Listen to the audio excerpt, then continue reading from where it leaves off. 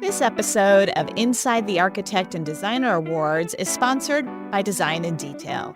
Design in Detail is where creativity finds its home. Representing top vendors, Design in Detail offers a curated collection of furniture, fabric, wall covering, lighting, and more, sold exclusively to the design trade.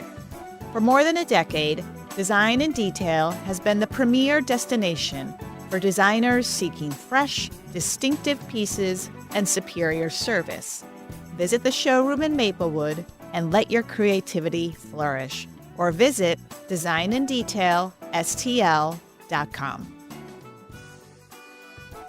Meghan Heeter, welcome to Inside the Architect and Designer Awards mini-series. Thank you for having me. I'm so excited to be here. It's so nice to see you, and I'm excited to talk to you about your rustic retreat project, which won for historic residential renovation as well as for vacation home. Let's start with a description of the property because it is very unique and beautiful. What can you tell me about it? So this is a magical little property. Well, not little, it's 100 acres, but it's beautiful. It's in Augusta, Missouri. It's down a long private gravel road drive, and the setting is just exquisite. It's on a gorgeous lake. It's an old historic log cabin that was moved there by the previous owners. It was 2 log cabins that were put together piece by piece. So it's an incredible property. Truly. And had you worked with this particular client beforehand, or are they a new client? So it's funny, I started working with this client. I helped them pick a stair runner. So many, many years ago. That's how we started working. So it started as a stair runner, and then it moved to, they have a beautiful century-old home in Clayton that we did an addition and a renovation. Then we went out to this farm property, but at that time we were working in the barn. We did a really fun kids loft for the kids. I think we may have you did feature it. So it was a very fun kid focused space. Absolutely. And then from there I've helped them with their home in Hilton Head, and now we're back at the farm. Wow. You just never know. I mean, I always tell young designers when they're starting out, always say yes. A paint consultation could turn into a whole home renovation. You just never know where things will lead. So absolutely. It's been a great partnership. I'm curious to know what your reaction was when you found out that you would be working with these historic log cabins. I mean, that's not something that you hear about every day. Yes, I could not have been more excited. Like I said, I love this property. I grew up in the area. My grandparents had a farm in Augusta. So I love being out there. It's just so restorative. It's so beautiful. So yeah, I knew it was kind of coming after working on the barn. It was, I talked to the homeowners about possibly working on the main home. So when they were ready, I'm like, let's go. I was very excited. Yeah. And so how did you start? I mean, on such a specific project, how did you start and where did you start? So I always try to do a little research on the home itself. Luckily, we had some good information from the previous owners. But also I start just pulling together imagery from either books or online, or just really starting to feed that imagination of what the space could be, and try to narrow that down. So that's sort of where we started. Also, getting the homeowner's goals is always number one. Right. It's like, what do you envision? What do you want the space to be? How do you want to function in the space? So that's always 101. And so what did they tell you? What did they want? What were they looking for? And did the homeowner have a specific aesthetic that she was going after? Yeah, so the home is so charming, but it is rustic. And so the homeowner wanted something that felt a little brighter and lighter and airier. As I was researching, what direction we could take it in, I really was inspired by some of the homes in Montana where they have a rustic feel, but there's a rustic elegance with that. And so keeping the color palette fairly neutral was key. So that way the beautiful logs and log chinking really shines, and that's the focus of the home. And then everything else is just peaceful and crisp and light and airy. So she really wanted that feeling. And then also the home has a large covered porch in the front, which takes out a lot of natural light. So that was key for the project, is really trying to figure out a way to bring in light and airiness into the space. And if I'm not mistaken, it sounds like the window in the dining room was an addition, correct? Yes, that's correct. So the dining room and the kitchen were separated when we came to the project. And the homeowner, that was really his idea, is creating a big, large picture window in the dining room. And I could not have agreed more. I mean, I'm a little hesitant with historic homes to just start blowing out all the walls, because I think that's what makes a historic home unique, is the individual spaces. And sometimes people go a little overboard with an open concept. You know, you lose some of the character. That was not the case at all in this instance. I agreed 100% with the homeowner, because opening up those two spaces gave you the view of the lake from the kitchen, and it really made the kitchen and dining room light and bright and airy. It was just so perfect. It is just such a beautiful, light and airy atmosphere. I mean, when I bring people over to this space, everyone kind of stops in that particular spot and looks out at the lake, and you just can't help but just look at the vista and be so happy to be there. Absolutely. You collaborated with a contractor as well as with a cabinet maker.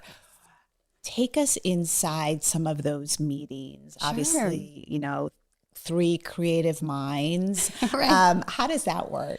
Sure. So every project is a little different. I think because I have had such a great history with this particular client, she and I had an overall vision, concept.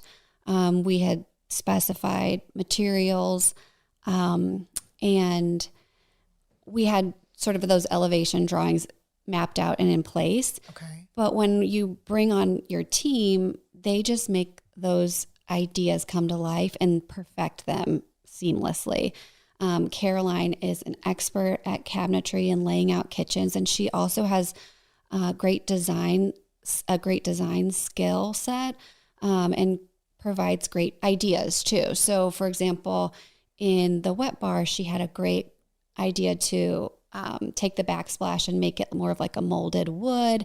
That was so interesting, and she just comes up with great suggestions, like, oh, why don't we adjust the shape of the island a little bit? And so she really takes your ideas and perfects them and makes them incredible. And of course, Randy. Yes, so talented. Yes, so he's so amazing with historic homes. And he very humbly will say, oh, I just do what I'm told. But I know that's not the case at all. He's been, you know, making design decisions for his projects for years, and he's got a great eye too. So he really makes it happen. And the kitchen really is such a stunner. And I love the detail in the color selection, and of course the way that you highlighted the beamed ceiling. What can you tell us about the kitchen? So the kitchen, I wanted to feel original to the home as best we could. And really the color scheme was, again, that light and bright and airy. The kitchen cabinets are a beautiful color from Farrow & Ball. It's matchstick. Okay. And then we brought in a beautiful soft sagey green to sort of accent that cream color. So that's Contented from Sherwin-Williams. Okay. But we continued those little accent colors here and there. So the lighting, for example, is from Urban Electric. And they're a company out of South Carolina that I just admire so much. They make everything in-house, and they have amazing craftsmen. And so you can color match the materials of the lighting. So we color matched some of the... Oh, that's so cool. Yeah, so that was fun. And how about the ceiling lights? So the ceiling lights are visual comfort. Okay. And with a historic home, sometimes I'll try to avoid, you know, it's necessary to have some recessed lighting, but the ceiling lighting that you see on the beams, I think makes it feel a little bit more historical than your typical modern lighting. So, and then also the detail of the hood is one of my favorite parts of the project. So I was inspired to create this hood after looking at some really cool furniture, Americana furniture books. And I was kind of researching painted furniture at the time. And so I thought this brought a little bit of charm back into the kitchen and gives that soft, quiet country feel. So I worked with a local artist. He's starting to retire, unfortunately, but he's so gifted. Can you say his name? Oh, sure. It's Charlie Blood is his name. Like I said, I think he's kind of starting to retire, so I don't know how available he is, but he's incredible with painting, and even like things like the backplate switches on the stone. He can perfectly match the marble. He's just an incredible decorative painter and artist. Love that. And how challenging was it to work with the logs themselves? I mean, had these cabins been covered up throughout the years, as is often the case, or had they been exposed all this time? The logs were actually in really decent shape. You know, it is tricky, and Caroline can tell you how they have to work and set the cabinetry into the logs. Like that's a whole nother level of expertise that, oh my goodness, I'm so happy that they did that seamlessly because it looks gorgeous from the side. But yeah, so they really worked to finesse the logs within the space.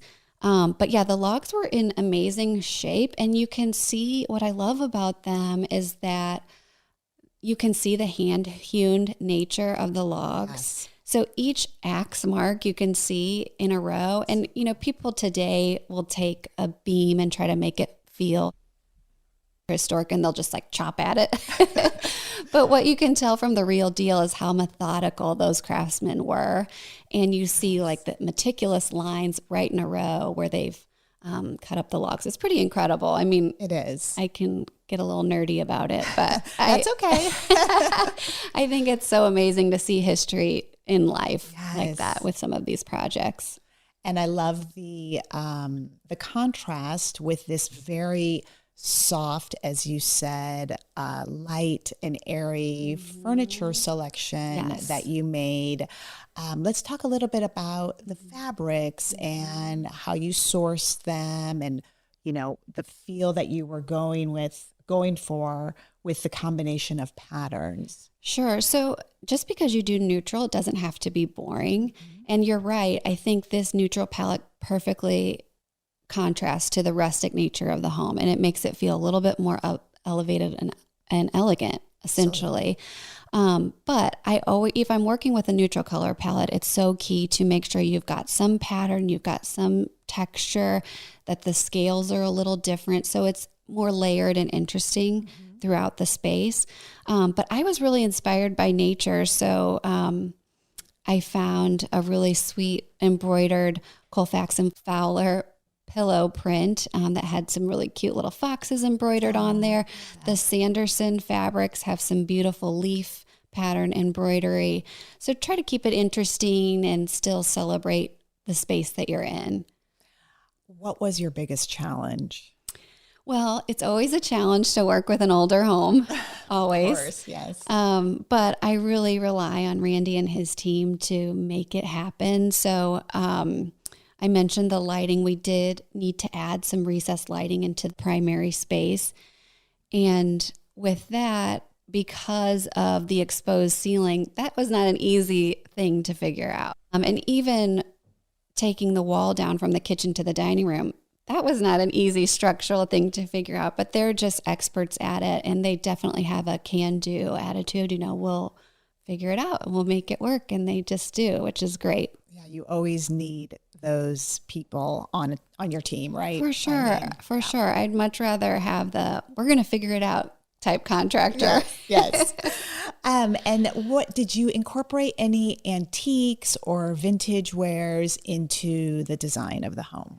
So it's interesting. We actually took out some antiques, which is not typically what I would do. But I think the antiques are so key to making the space feel authentic.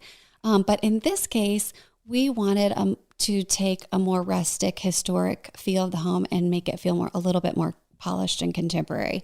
So it was the opposite a little bit. The home already felt so authentic. Yes. So it was just a matter of making it feel clean and crisp and comfortable. But we did add that authenticity back with original art, for example. We partnered with a local artist, Ali Yetterberg. And she did some incredibly contemporary pieces and took our color palette and made them very seamless. So they have a modern feel, but it still feels rural and bucolic with the way she designed the setting. Absolutely. And the landscapes in her paintings. So I definitely was mindful of the fact that we wanted it to feel authentic, but yeah, for once we weren't adding too many antiques to the space. And how does your client use the space? Obviously, it's a second home. Do they entertain out there? They do. Okay. I think this is a wonderful family retreat for them. They have very busy lives. They're very successful in business, but they also are very creative people. So, for example, the husband has a woodworking shop in the barn here. The wife does quilting, and she has a quilting studio that we're pulling together in the barn. So more projects for sure. So I love that about them. And so they're really using the space to gather with family. They go there for holidays, or it's just their small, their main family that's using the space, or they're just going there to be creative and, explore their own passions. And so for my final question, which I'm asking everyone, what advice do you give to another designer who's considering entering the competition next year? Well, yeah, absolutely. Enter. I think it's such a great way to celebrate design in St. Louis. We have so many amazing homes and projects and such talented design talent here in the city. So absolutely enter. I think if you're thinking about, how do I make my project award winning? To me, it's really celebrating the project and the property that you're at. So I always ask myself every project, what makes this particular home special? And then celebrating that in your design and your design decisions. So for example, this project, it was the setting that made this home so special, not only the historic nature, but this beautiful woodland view and lake that you have to celebrate. So that was the key focus of the project. So I think if you keep those attributes in mind as you're designing your projects, they'll always be magical, award-winning, and so special and tailored to the project. Thank you, Meghan, so much. Of course, yes. Thanks for having me. Absolutely. Inside the Architect and Designer Awards, sponsored by Design in Detail. Visit designinDetailSTL.com.